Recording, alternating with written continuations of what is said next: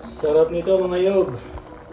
Tara, samahan nyo ako. Lutuin natin itong ating ginataang mackerel.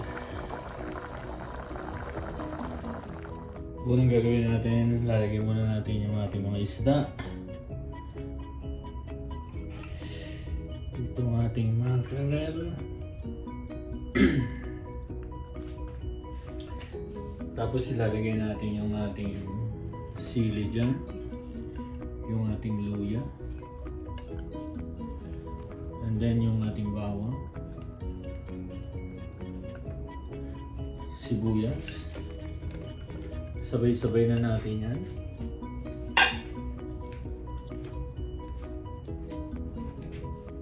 Ilagay na rin natin yung ating suka.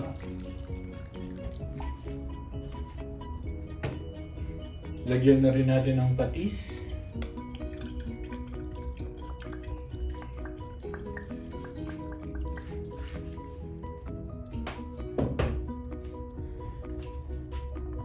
Paminta.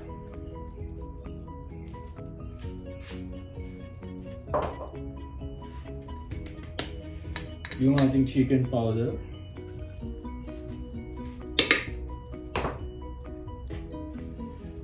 At yung ating sugar. Tigo 1 teaspoon lang yan. And then, yung ating gata.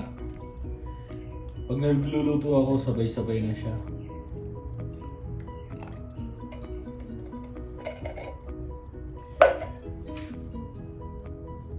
Lagyan natin ng konting oil.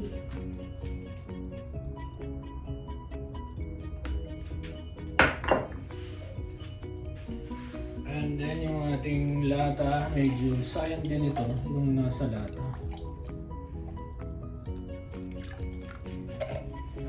Sindihan na natin yung ating kalan.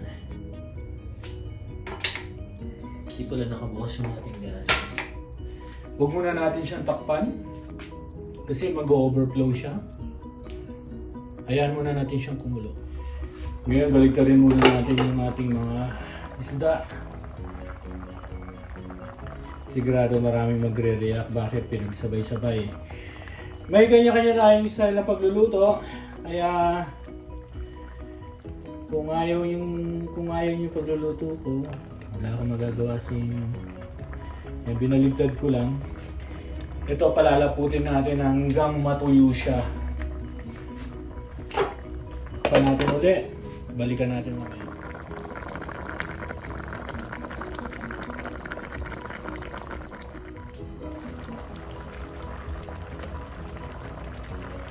Tingnan na baka dumikit. Konti pa. Ngayon kumukulo na siya. Pwede na natin siyang takpan. Naubusan ako ng gas, kaya nag-butane ako. Ayoko naman magluto sa loob. Dahil gata ito. Paksiw. Balikan natin mamaya.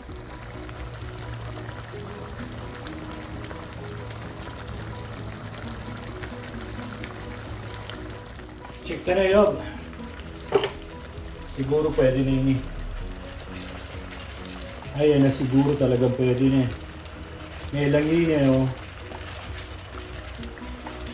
Padandanin ka lang. Kalan pala, kalan. Yan eh. Itang magic. Yung magic tamong pinggan. Magic nating plato. Oh my. Okay na to. Tingnan mo may nasunog na siya.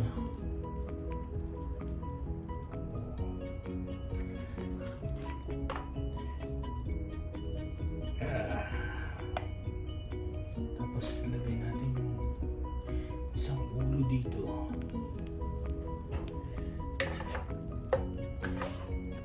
Tingnan yung kalapo to. Yung ating sili.